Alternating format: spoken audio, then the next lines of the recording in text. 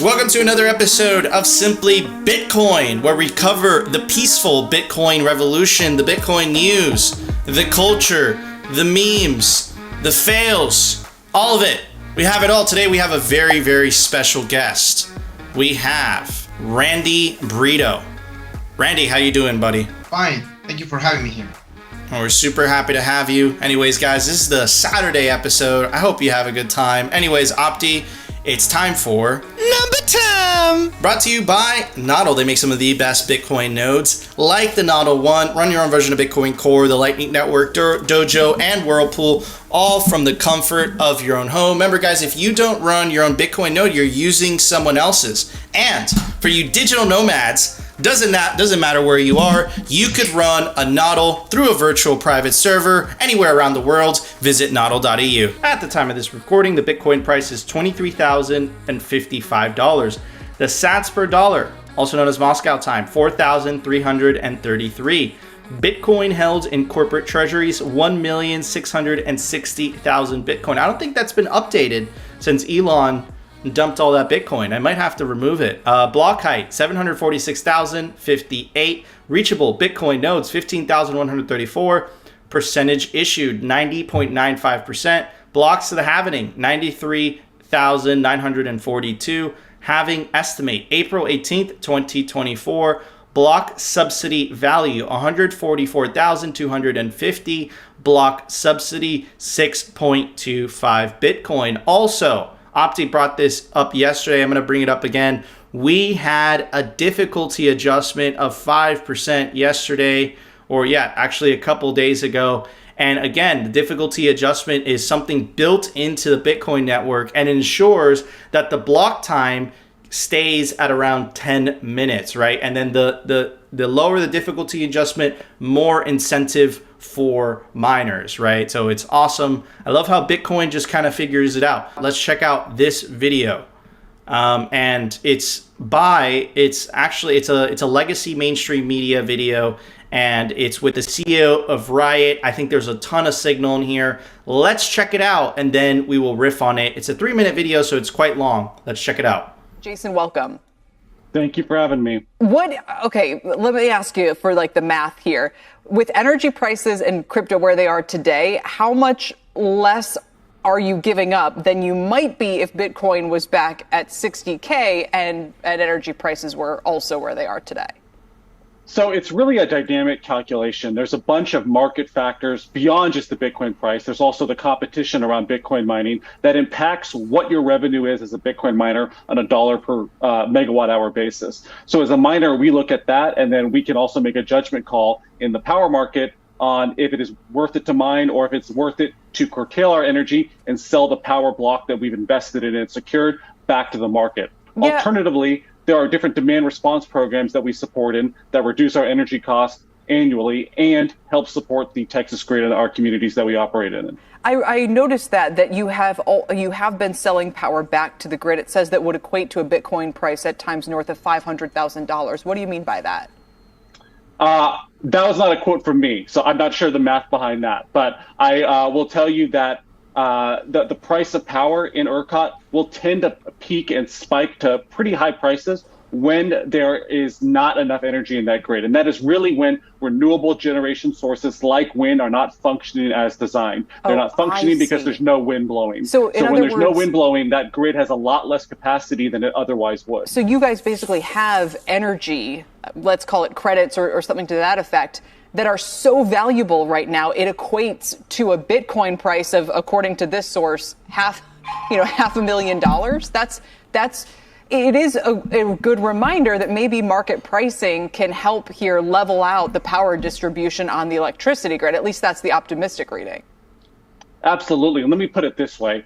Bitcoin miners like Riot make huge financial commitments into energy grids, into energy markets. We have commitments to purchase energy for 2 years. So that's a reliable demand that generators and grid organizers can look at and rely on. Because we made that commitment, we own a block of power that we can then make available back to the grid when market conditions call for. And when power is constrained and spot prices are spiking up very high, it equates to an equivalent Bitcoin price mined of very much higher than where it's at now. Do you sell that power back at a profit? Yes, with the block of power that we have secured, we can shut down, and we will sell that power back at a profit, at a margin much higher, at a price much higher than what we're securing it for, provided that price is higher than what we would get from otherwise mining Bitcoin. Do you have any idea what percentage of state output in Texas you all consume, or Bitcoin miners as a group consume? Is it negligible, or is it negligible or significant? Right now, I would say Bitcoin miners are probably around 1% of the total, peak demand in ERCOT.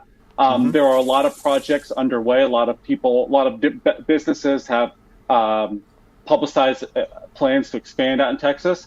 To the extent they all follow through with that, depends on their ability to raise capital and execute. But I think the more Bitcoin miners that are able to deploy in Texas, participate in these different types of grid response programs, the stronger the ERCOT grid is going to be, because generators and grid operators can rely on a consistent power source 24/7 that has the flexibility, unlike other major loads, to shut off when demand for power is high.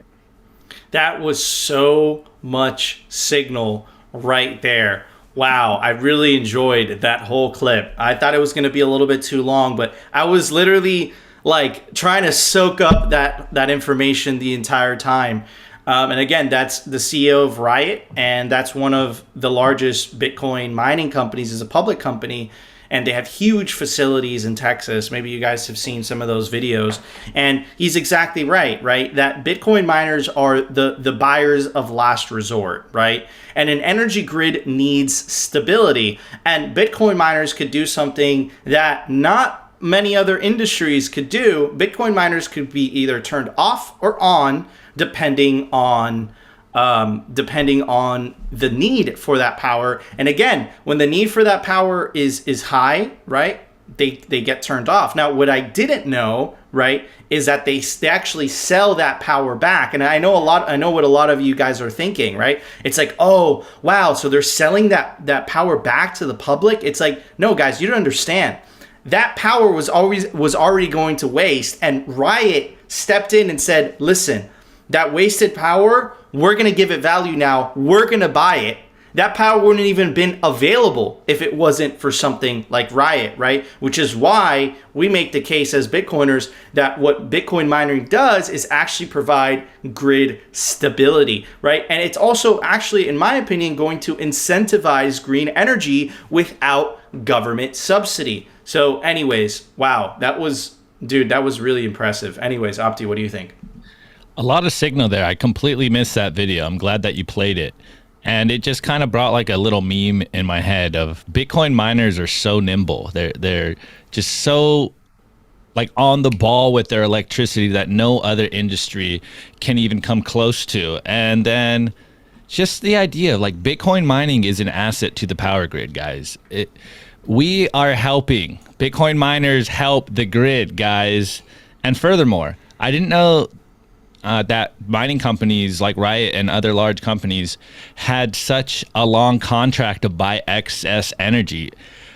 It's just amazing, guys. We say it all the time. Incentives trump coercion, and people like money. Energy companies like money, and Bitcoin is the best money, guys. Profits win when you are looking for them, and Bitcoin mining provides this. It's just amazing, guys. It really blows my mind. It's crazy I can be in Bitcoin this long and just still continue to fall down the rabbit hole and be more bullish. Who could have thought?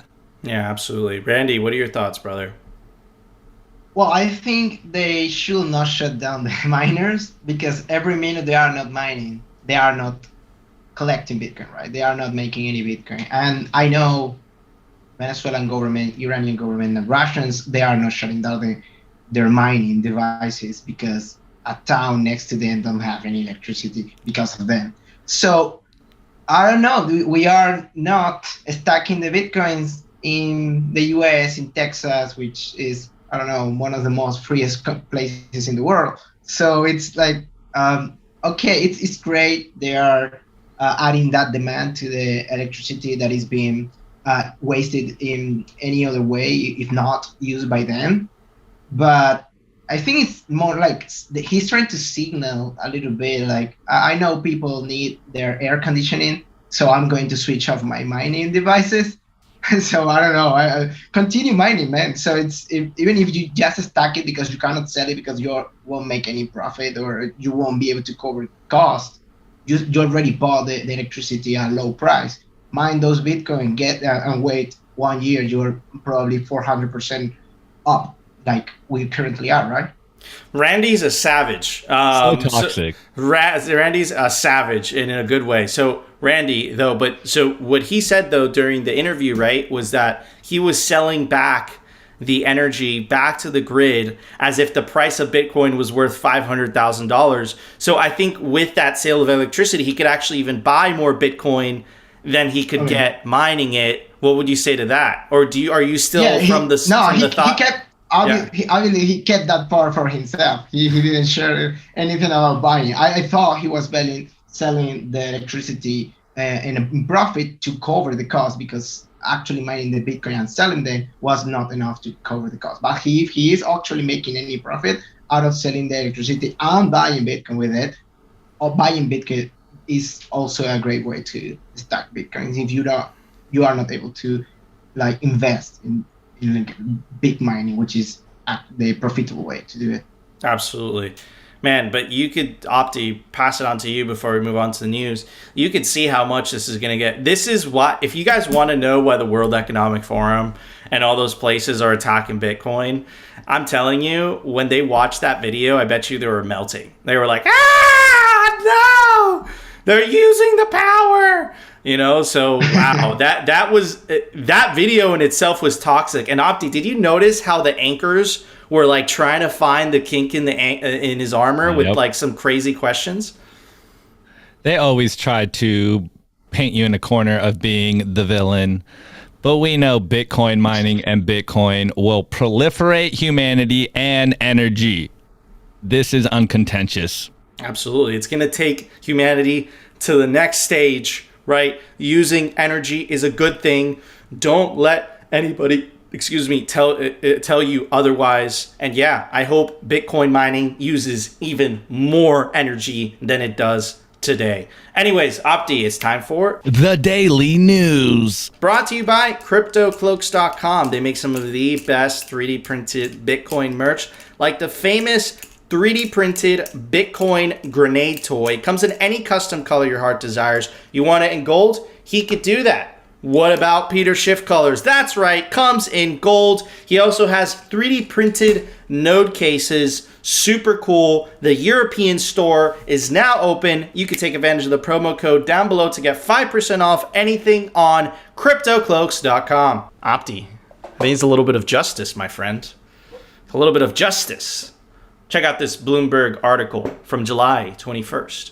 Korea prosecutors raid crypto exchanges' homes in Terra probe. That's right. If you were a victim of the Terra Luna debacle, first lesson that you should learn. This is why you should stick to Bitcoin only. And this is why you should stick to self-custody. In fact, in the last 4 months, if you've had your Bitcoin in self-custody and if you didn't buy shitcoins, the only thing that has happened to you is that now you have Bitcoin significantly cheaper so that you could stack more.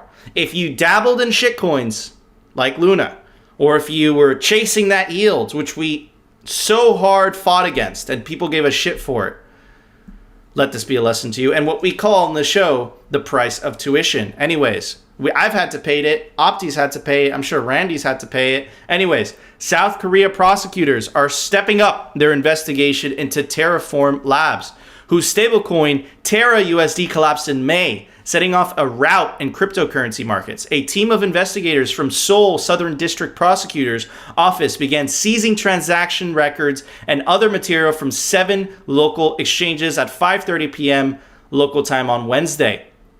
Prosecutors also conducted raids on 8 other places, including the homes and offices of people who are under investigation. The office declined to provide more information on those raids, citing investigation security. Terra crashed from its dollar peg in early May when the complex algorithm-based system involving the sister Luna token that was meant to safeguard their peg failed to work as planned. The implosion rendered Luna almost worthless. Some Luna investors filed a complaint with South Korean prosecutors in May, alleging Terraform Labs founder Do Kwon and his company had committed fraud and engaged in illicit fundraising. Spokesmen for Upbit, BitHum, and GoPax confirmed that raids took place Wednesday evening at their offices and that prosecutors seized transaction records. Chai and CoinOne didn't immediately respond to requests for comment. In June, authorities banned current and former employees of Terraform Labs from leaving the country. KBS TV reported that prosecutors had summoned a former official at a unit of Terraform Labs, while Yonhap said prosecutors were probing whether Kwon evaded taxes by moving profits from cryptocurrency transactions to offshore accounts. So, how long until this happens to Alex Mashinsky, right? A lot of people are upset. A lot of people are pissed off that they got completely rug pulled, right? This is what happens during the bear markets. Everyone is happy during the bull markets. They all love Do Kwon. But when his house of cards collapses, when his shitcoin collapses, when the truth about algorithmic stable coins gets exposed, people are out for blood. And man, I would hate to be any of those shitcoiners and those exchanges that people are like, that has nothing to do with Luna. It does have to do with Luna, because those exchanges decided to post a shitcoin. Very similar to what happened with Coinbase. We're going to cover that on Sunday's episode. I did a little bit of research about how Coinbase came out and said, hey, we don't post securities. We don't list securities. Why are they saying that? They're not saying that to cover that employee that got caught insider trading, buying those shitcoins before they were listed. They're saying that to save their own butts. Because if it's inferred that Coinbase is listing securities, oof, are they in trouble? So this doesn't affect you if you listen to what Simply Bitcoin advocates for. Stay humble, stack Bitcoin only, take it into self-custody, use it as a savings technology, and enjoy the Bitcoin roller coaster that goes only up and to the right. Anyways, Opti, what are your thoughts, brother? Well, my first initial thought is just shitcoiners make us all look bad, guys. Look at we're all over the news like we're all in the same boat, and now we're all criminals apparently in the mainstream or legacy media's eyes, and they just make us all look bad. You know, there's a fundamental difference between Bitcoiners and shitcoiners, but I'm not going to go full into it. I just wanted to make a point. I've been saying, I think I said it all week, that it feels like we have definitely crossed the Rubicon of Bitcoin, quote unquote, mainstream adoption. We are in the eye and everything is going to be scrutinized. And it just reminds me from being a person that got wrecked in 2017 as a noob, and now being on this side and seeing people get wrecked, it's going to be a lot harder for scammers out there to scam retail noobs in this market, because there is real consequences now, guys. If you're a criminal, the law will come after you, and you can't just run around and create more scams. And look, I am not one that, advocates or is a fan of authority. I've always been anti-authoritarian, but I believe in honest hard work. And if you're a criminal, hey, go fuck yourself. You make us all look bad. Quit scamming people. You shouldn't scam. And now there's going to be actual consequences for scammers. So to all you scammers out there, you better watch what you're doing. And it's not me saying this, guys. It's the powers that be. So, hey, do what you want to do. I know what I'm going to do. I'm going to stack sats, stay humble, provide the value, and do my own thing. Nico or Randy, what's up? Well, it's Bitcoin users are not affected. You say there, it's if you stack your Bitcoins, your non-custodial wallet, most of the things won't like actually do anything to you or your commitment to the Bitcoin movement, right? So yeah, stay humble, stack your Bitcoins, continue buying when it's cheap, I guess, is whatever thing you can put into Bitcoin and not have it, you can see it losing value at all the other stuff, like, I don't know, your house, your car, even if you have a can of gasoline now, it's great to have it, but imagine that when you run out of that can of gas, you will need to refill it and it's going to cost you more. And if you're going to refill it with your Bitcoin, you are doing it wrong. Absolutely. Randy hit the nail on the head. Bitcoin is a deflationary currency. Life gets cheaper in Bitcoin, right? So rather than fiat, when fiat incentivizes you to spend because it's losing value, Bitcoin incentivizes you to save because you know your purchasing power increases over time, which is why it is the best savings technology man has ever seen. Mankind has better said. Anyways, moving on to the next part of the show. I always say that in the West, because we have financial privilege, I've always had trouble convincing people because they see Bitcoin as a speculative investment. But if you live in a country like Venezuela, like Turkey, like Argentina, that have had inflation for a very long time, Bitcoin is not a speculative investment. Bitcoin is a necessity.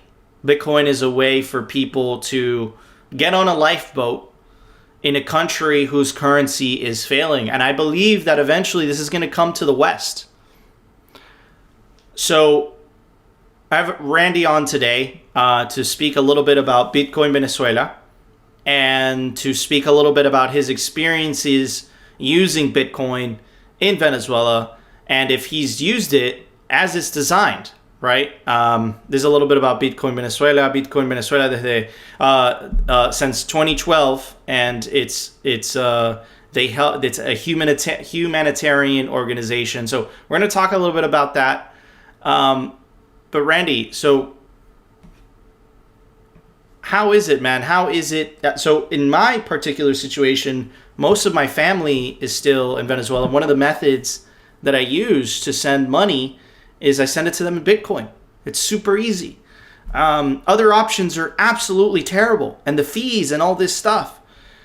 Randy, are you using, because I know that stable coins are also very popular over there, but look at what happened to Luna. Stable coins provide false financial sovereignty. What has been your experience with using Bitcoin in Venezuela? Are people using Bitcoin in Venezuela? Is Bitcoin popular over there? What's going on? Well, there is not a stable coin. If it's stably pegged to the dollar, it's stable going down. It's like it's steadily in a straight way right to hell, right? That's what stable coins are. So if people in Venezuela use those, they don't even use it like in a, I don't know, they try to like back one to one USDT in Bitcoin, Mastercoin or Omnicoin protocol. No, they basically use Tron or Binance Exchange centralized service, Binance Pay or something like that. So they could be using any other thing if they were allowed to. That's one of the things, is that there are people in Venezuela are prohibited from using most of the services out there because most of the services have to comply with money control, money exchange, and controlling capital, and the U.S. sanctions and other country sanctions in Venezuela. So they just don't bother to do it, and they block the entire country because it's easier. Not because most people are banned, like in the case of Iran or North Korea, but because it's cheaper to ban everyone and not single allow each one of them and verify them. So that's the example that people should be looking at. It's like they try with both. Wells Fargo, they try with Bank of America, they try with Say, they try with PayPal, and they end up banned from all of them and losing their money. And if they go to the stable coins, their stable coin is still losing purchasing power too, and it's still a stable coin. So with the stable coins have compliance built into them, they can be also blocked and transfers and funds can be frozen. So it's actually not centralized censorship system. That's what Bitcoin is. So if people can accept that is the reality, they can stop like trying to gamble with those other things. Beautifully said. Yeah, those other projects obviously have a lot of marketing and they are all in the country and they say they have thousands of people and they have like ambassadors. They don't pay the ambassador, but they give them NFTs as a payment, as a thank you.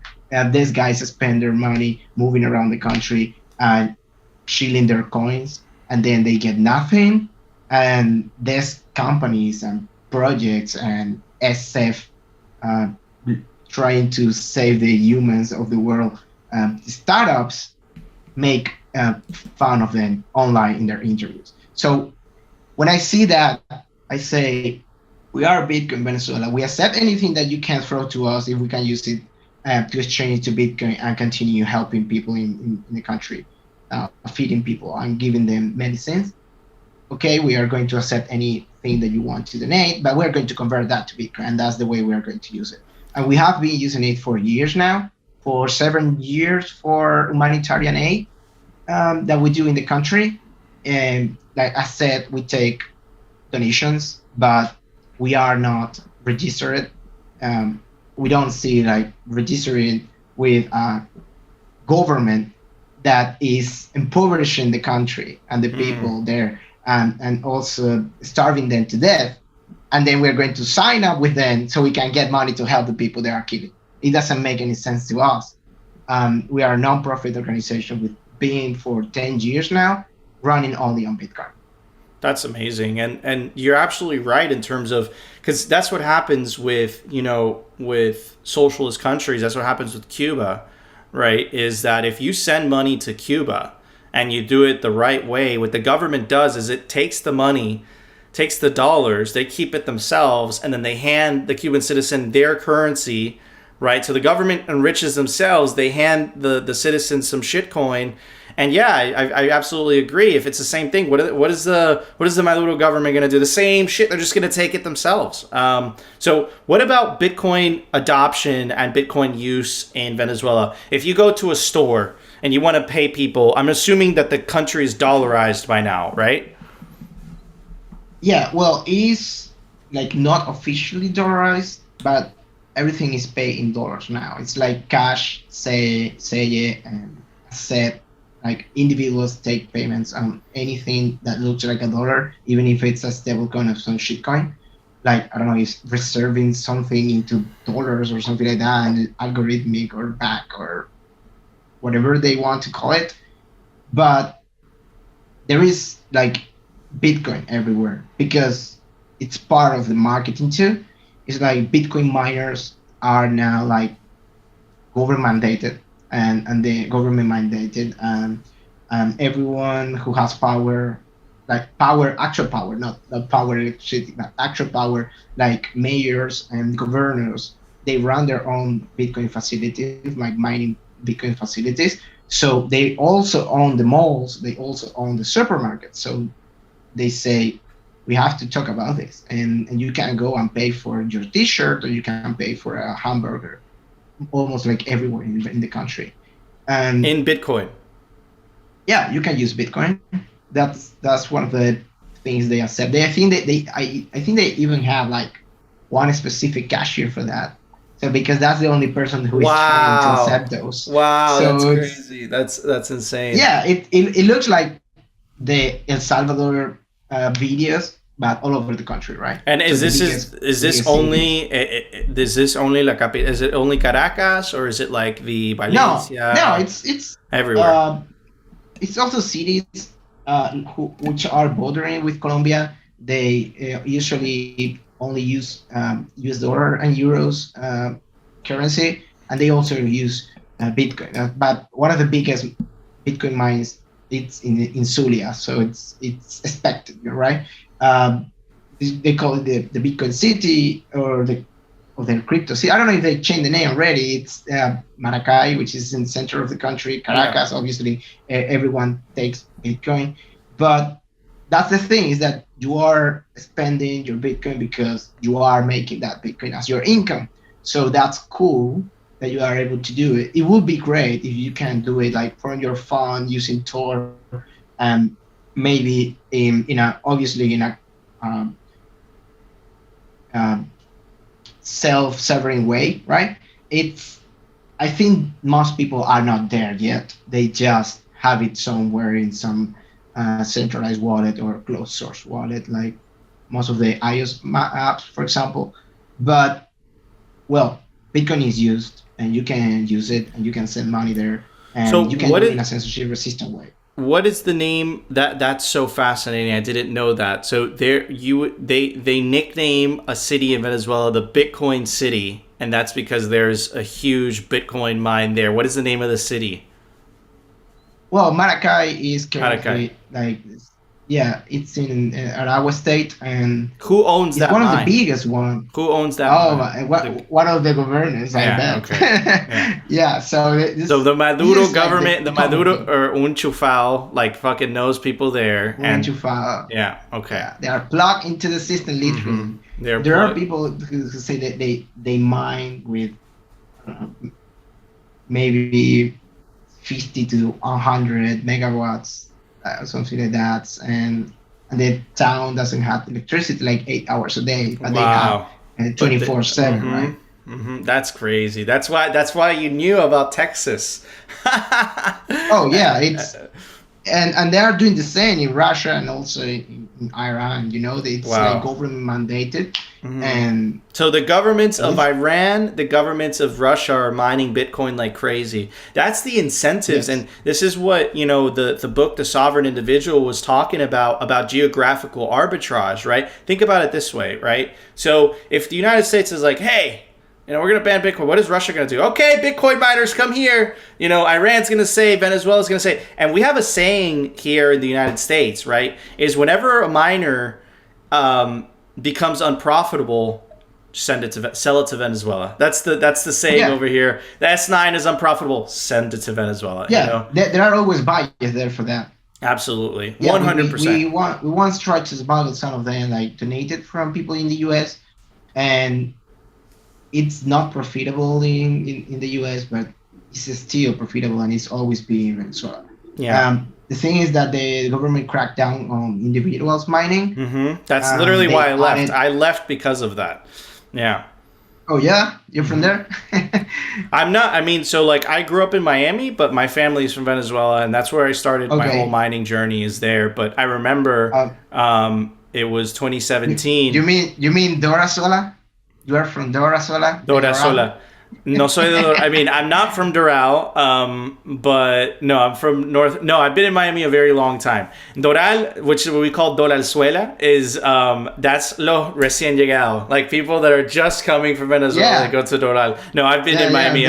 I've been in Miami. I was in Miami before it became popular for Venezuelans. There are two types of Venezuela in every city.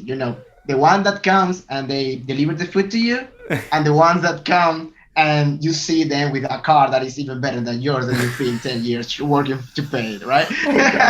Oh God. Anyways, Opti. That's true. That's true. Opti, what are your thoughts, my friend? You need to ask if his father is mining in Venezuela or not. Right? You no longer ask if his father is a military leader or something, or someone with power. You just ask, "Oh, does your father mine in Venezuela?" Or something? That's funny. That's funny. Let's go. First off, super interesting. I wasn't really aware of all that stuff, Randy, so I really appreciate it. And second, I just want to applaud you for the BTC Ven nonprofit. That's just really, really cool stuff and super, super inspiring. And like I say all the time, mining's not my forte, but I am a master of memes, and the best meme here that popped in my mind is, you can't ban Bitcoin, you can only ban yourself from Bitcoin. So Shouts out to all those people banning themselves from Bitcoin. Someone else will mine Bitcoin. Someone else will take the Bitcoin. That is the game. That is the game. Wow, there's a lot of signal there. I really enjoyed that conversation, Randy. But anyways, Opti, it's time for The Daily Fail. Brought to you by Swan Bitcoin. Swan is the best way to build your Bitcoin stack with automated Bitcoin savings plan and instant purchases, serving clients of any size from $10 to $10 million. What we love Swan and Simply Bitcoin because it matches our values, right? They incentivize you to take self-custody, and they also incentivize you to DCA, dollar cost average, spread out your risk while you're opting out of the old system of the fiat matrix. So check out swanbitcoin.com. All right, what's up, guys? I'm here to do the fail. As you can see, we're going to cover Vitalik and Ethereum on today's fail. He's been in the news all day yesterday, spreading his FUD. So let me just get into it. We got this headline from Fortune.com, and it goes, Vitalik Buterin says Ethereum will be 55% complete post-merge. Amazing. Amazing that they are shilling ETH, and it's not even 55% complete. I wonder. Yeah, I wonder. Anyway, let's get into this article a little bit because there is so much here. So, Ethereum co-founder shared some thoughts on Thursday. Speaking at the Ethereum Community Conference, Vitalik started his conversation by comparing the network to its longtime rival, Bitcoin, stating that the difference between Bitcoin and Ethereum is that Bitcoiners consider Bitcoin to be 80% complete, but Ethereans consider Ethereum to be 40% complete. Interesting logic you're going down there, Vitalik. Interesting logic. Anyways, we go down. He says, but he added that 40% figure is poised to jump after Ethereum completes a long-planned technology upgrade known as the merge. Guys, remember Phil's epic takedown of the ETH roadmap and the merge, splurge, verge, whatever the urge was. But once they get to the merge, Ethereum will be about 50% complete. We're getting really close. It's really amazing, Vitalik says. And last week, the ETH devs dropped a tentative timeline for the merge, aiming for September. And as Buterin says, it's a long and complicated transition to proof of stake, but it will make it more robust. And it'll make it even better. Anyways, following the merge, Ethereum's roadmap includes a few more major phases, including a 4-part upgrade that developers are calling the Surge, Verge, Purge, and Splurge, all of which aim to make Ethereum much more secure and decentralized. And here's the kicker. This went around as a headline for a while yesterday, and it goes, at the end of this roadmap, Ethereum will be much more scalable system, and by the end, Ethereum will be able to process 100,000 transactions per second. And Vitalik looks forward to when Ethereum can settle down. At some point, the rate of change will slow down. There are things that could happen. Really, Nico, this is the funniest. I love how they ended this. There are things that could happen. There are unknown unknowns, but those unknowns should decrease over time. Okay, well, of course, I just had to bring up the ethroadmap.com page because Phil just so thoroughly destroyed this. Definitely go watch the ETH roadmap is a joke because it gets destroyed. Anyways, let's go back into memory lane a little bit. And remember that the Ethereum merge has already been postponed. It was supposed to be ready by June, but they did a headline and said they have no firm date yet. So the much anticipated merge event on Ethereum, let's look back at the date. This is April 13th. We're in July 22nd, 2022. And it appears that they moved it back to September. So, of course, it's super, super complicated to do the merge. But I really, really love this comment that they put in this article. And as you see, Tim Byko, he's a ETH Deb, and he goes, "It won't be June, but likely in a few months after. No firm date yet, but we're definitely in the final chapter of proof of work on Ethereum." And how is this beautiful tweet here? It wasn't early 2021 either, and we've been in the final chapter for about 4 years now. What's a few more months, years, decades between friends?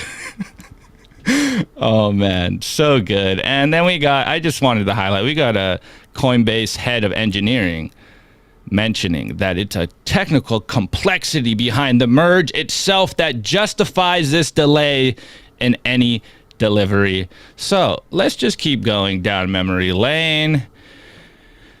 And we saw in July 15th that the marketing of the merge pumped the price enough for the whales to get in and start accumulating ETH ahead of the network's highly anticipated merge upgrade. Remember the meme, guys? Buy the rumor, sell the news. It seems like this is what is going on. So I did a little dive, of course. I need to check out what they're actually saying on the ETH forum about the merge. And yes, they are saying that the merge is going to ship Q3, Q4, as they're saying, roughly September. And this is the most significant upgrade in the history of Ethereum. Extensive testing and bug bounties are undertaken to ensure a safe transition to proof of stake. But I really love this, guys. Even in their own press releases talking about the merge, they continue to talk about the fact that they're postponing this. Throughout Ethereum's history, developers have been working hard at preparing for an eventual transition away from proof of work to proof of stake. On December 1st, 2020, the Beacon chain was created. If you remember from Phil's ETH roadmap is a joke, you will remember that the merge is supposed to merge with this Beacon chain. So they've been doing it for a few years now, and they still can't figure it out. So what is the goal of the merge? Well, once ETH merges, ETH will become a deflationary currency, likely to have an issuance range between negative 0.5% to negative 4.5%.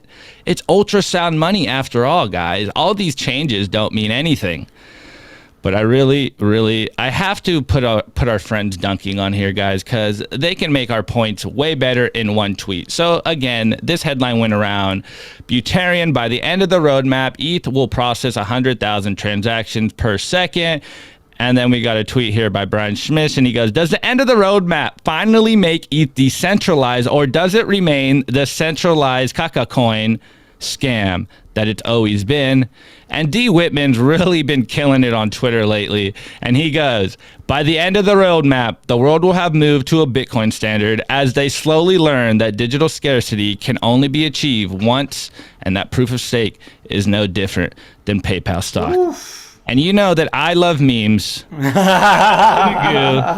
is the end of the Ethereum roadmap. It's a dumpster fire. They are never going to get to the end of the transition to proof of stake. As Phil said in the ETH roadmap is a joke. This is all marketing, guys. Shitcoins are backed by marketing. They have to kick the can down the road when you have no viable product. Remember what they said after the merge. They haven't even merged. Ethereum will be 55% complete. Guys, they are pushing a shitty product. Excuse my French, Nico. And they know it. Anyways, I thought this would be just a good little pin on it. This is a visual of the Lightning Network. We already know that the Lightning Network can do as many transactions as possible. I don't know. I don't want to put the hard numbers out, but I'm pretty sure it can do 100,000 transactions today. No, more than that. More than exactly. That. Yeah. Hence my point that we are already doing what the ETH roadmap says we'll be doing in the future. It's already happening right now. It's on Lightning Network, guys. Do not get led down the shitcoin path and give these people your Bitcoin, because Bitcoin is the innovation here. Everything that's being built on Bitcoin is where the future will move towards. Guys, don't fall for the shitcoin marketing. It's atrocious. And I honestly cannot believe how they are this transparent and people don't see between the lines. Anyways, Nico, I see you shaking your head. Dude, amazing, man. Great job doing that. And dude, like, let's riff on this. Look, the reality is that Ethereum has been trying to migrate to proof of stake for the longest time. The deflationary thing, the bit that he said, okay, so it's only deflationary until the necessary political pressure mounts up.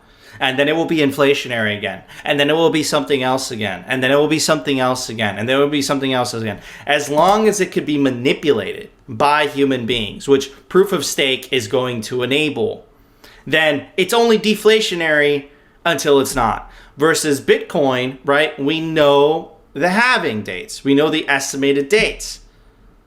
We know it goes from 6.25 to half of that, to half of that, to half of that, roughly every 4 years for the next 100-something years. And that doesn't change. And that is a feature, not a bug. As long as the monetary policy could be manipulated and changed by human beings, it will happen. If you want to separate money from state, it needs to be fully decentralized, and the monetary policy cannot change. Period. Full stop. Ethereum is designed in a way where it is so resource intensive, right? The nodes are so resource intensive that only a handful of people could run them, which is why the majority of Ethereum nodes run on servers. They don't run by individuals running a node. So yeah, man, like, this is just noise. It's a marketing gimmick because it's like, oh my God, let me buy some Ethereum. It's about to be the only deflationary currency. It's about to move to proof of stake that doesn't use any power. Wow, Bitcoin is old. Fuck Bitcoin. Let me get myself some Ethereum. It's all marketing. It's all word salad. They still say, oh, it's going to be done 55% of the way. It's been like 3 or 4 years since this guy has been saying we're going to migrate to proof of stake, and it still hasn't migrated to proof of stake. God damn. Look, proof of work was the innovation. It was the difference. Proof of stake is like it's like finding a problem to give a solution to. Make no mistake, the Ethereum guys are going to do whatever in their power to attack Bitcoin, because that is how they prop their shitcoin. If it means killing the only decentralized cryptocurrency in existence, which is Bitcoin, they don't care as long as they get their Lambos. They don't care about separating money from state. Dude, they teamed up with the World Economic Forum. What the girl that's on the Ethereum Foundation, she sits on the World Economic Forum. Like, come on now. They'll ally with the state. They'll ally with government. They came up with the paper. Literally. And we covered this on the fail a couple months ago that literally said, why don't you build your central bank digital currency on Ethereum? What the fuck? Because they don't care. They don't care. They just want to get rich. And they don't care if it means killing Bitcoin in the process. Us Bitcoiners are about separating money from state, in the process ending central banking, ending the tyranny of central banking. And ETH guys are just like, that's cool as long as you don't shut us down, because you can't shut us down because you're centralized. Anyways, Randy, what are your thoughts? And then we'll move on to the software release. Well, you see, Ethereum, the thing is that you show the Lightning Network, and you cannot get all the Lightning Network node runners, people who runs those Lightning Network nodes and make transactions with each other in one call and tell all of them, stop trading, right? You cannot do that. You cannot do that with Bitcoin either. So that's actually decentralization. And regarding Ethereum, before the merge, you don't get it, Nico. That was not the true Ethereum. We need to continue trying to get the true Ethereum, right? So it's like this, they're never going to get it because they always say that thing from the past ICO stuff in the 2017, that was not Ethereum. And when they started doing the gaming thing, it failed miserably because they didn't keep it simple. They added so much complexity to their contract that anyone can go and empty their wallets. They see $100 million worth of wallets, right? So They do it every week, and they don't keep it simple, but they say that was not Ethereum. It reminds me a lot about someone who says something about Terra is more than UST. That's why we're going to make it again, because that thing on the past, that's not true. That's not the reality we want. We can't do it again. And it reminds me something. You left that country also. That's not real socialism. We are going to. No, it's so funny because I started to notice that, right? Which is like the shitcoiners remind me of that. Like the way that No. They don't remind you of that. It's in their code. You can see the GitHub.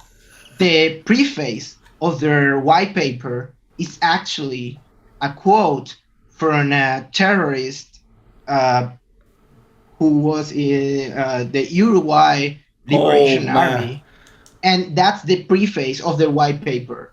So that's the same which each and every one of the co-founders and founders of all the Ethereum ecosystem projects. You can see what they were before on their Twitter and what they currently are on the GitHub.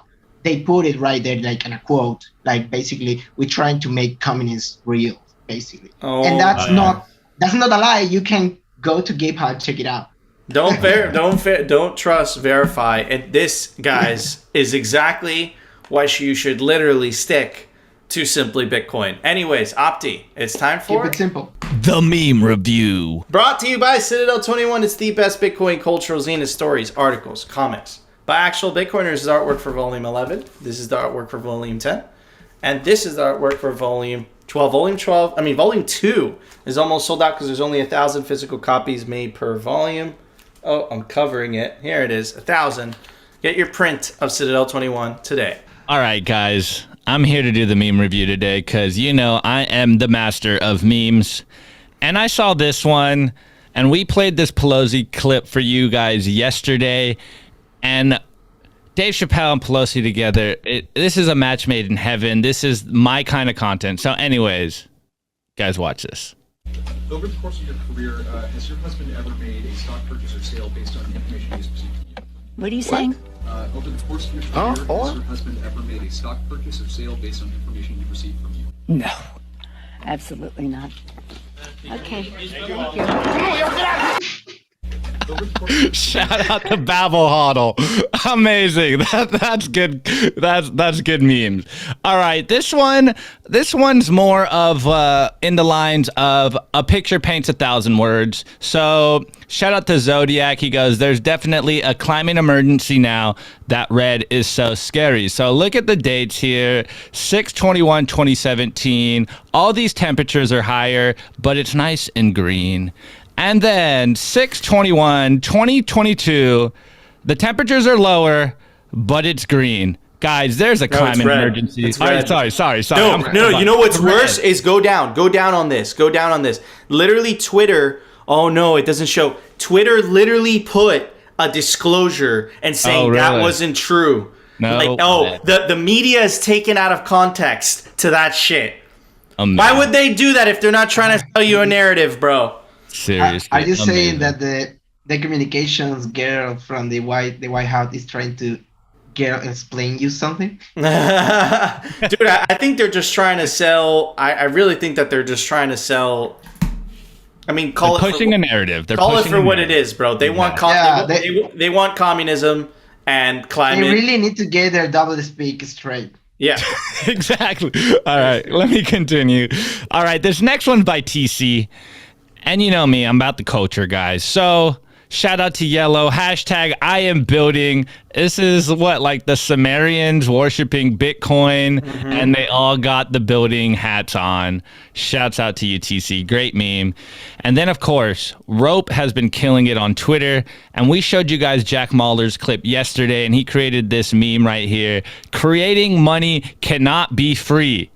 And I know everyone was kind of giving him some pushback because he made the Bitcoin maxis look like NPCs, but they got the laser eyes. And we all heard that same meme and we're like, wow, that is an epic meme. Creating money cannot be free. And just for you guys talking smack, Rope acknowledge that this is a good meme for Bitcoiners because it's not making fun of them. He is the maximalist with the laser eyes turned on. And next, of course, you've heard about 3 Arrows Capital in the news. Well, here is another meme. We got a buff Pepe reading a book, How to Become a Shitcoin Millionaire. And you don't pay it back. Okay. This one is not by a Bitcoiner in particular, Papillon's Ghost, but I know you're seeing what I'm seeing and you're feeling what I'm seeing, but inflation, what inflation? A pack of ground beef at the same price as last month. It's so only funny. It's a little baby piece of meat. It's just a little bit smaller. Just a little bit smaller. And then this one Nico put in, and again, sometimes we just got to put in a meme in here because a picture paints 1,000 words. So shout out to Documenting BTC. Goes, the last time Bitcoin was called a bubble. Okay, here. Yeah, okay. That seems reasonable. Let's see. Oh, yeah, about that. Number goes up. Honey Badger don't care. And it's going to pump, guys. 21 million hard cap. In a world of infinite paper money, number will go up. Anyways, Nico, let me get my score for you guys. And I got this beer mug with water. This is water, but is a beer mug. It will get frozen and used one day. Beer mug. Okay, I like it. I'm going to give it some beats that open like a clamshell. Clamshell beats. Anyways, Randy, what would you give those memes? I give it. Take all my money, my real money, right? Woo! He's gonna give it a treasure. Wow, good scores. Anyways, guys, we want to know if you agree with our scores, you disagree. Let us know down in the comment section, or rate the meme yourself. That's cool too. And make sure to subscribe to us on alternative video platforms because we are exposing the propaganda from the weathermen, like rumble.com, our personal favorite, bitcointv.com. And of course, make sure, literally takes 2 seconds, it's absolutely free, join our Telegram group. The link is down below. You could link us some awesome Bitcoin memes to review, so we could review them on the meme review. But anyways, Opti, there was an open source software release today. Why don't you tell everybody about it? Software release. Brought to you by CypherSafe. Guys, don't store your seed on paper. Paper will burn, paper will get wet, a dog will eat your paper. It's gonna suck. What you wanna do is you wanna store your Bitcoin seed on metal. Yeah, that's right. Metal is, well, not all metal, but CypherSafe metal, like the Cypher wheel, like the Cypher grid, is fireproof, waterproof, pet-proof, it's tamper-evident, it's badass. Don't be that guy that lost their seed in paper. What if you have a boating accident, you lose your seed, if it falls in the water, paper sucks. But if it's in metal, at least you could go diving in for it. Anyways, guys, check out CypherSafe.io today. Today's software release is COLDCARD MK4 firmware version 5.05. And it's got BIP85 derived passwords in the NFC. Oh my God. Signed transactions with misinformed. Wow. Easier oh my God. QR scans. We got Bix multi-sig stuff. Guys, this is a huge update. But don't forget to subscribe to us on our audio podcasts. That we're on Apple, we're on Spotify, we're on Anchor. And if you're a fan of the value for value economy, check us out on Fountain because they are killing it. Anyways, awesome. Nico. Awesome. Thank you, Opti. Anyways, guys, before we go, we also want to give a very special shout out to our awesome clothing sponsor, RepresentLTD.com. Opti and I wear the hoodies every single day.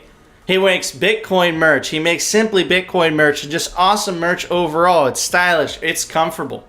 And you can take advantage of the promo code down below to get 10% off. RepresentLTD.com. Also check out Simply Bitcoin's blog by the legendary Pirate Beach Bum. www.simplybitcoin.news. Also want to give a very special shout out to Randy. You can go give him a follow at Randy Brito on Twitter. And definitely check out bitcoinvenezuela.com. It's help out with humanitarian aid in Venezuela. Definitely go check out the website. Randy, thanks so much for coming on the show. Guys, that was the show. If you enjoyed the show, you know what to do. Smash that like button. If you want to continue hearing the Bitcoin news from the pleb perspective, the catastrophic fails of the shitcoiners, central banks, governments, all of it, and the Bitcoin culture, the memes, all of it. Definitely consider subscribing to Simply Bitcoin. We'll see you Monday, guys, for a brand new episode. The Bitcoin price is cheaper, but my time is more valuable.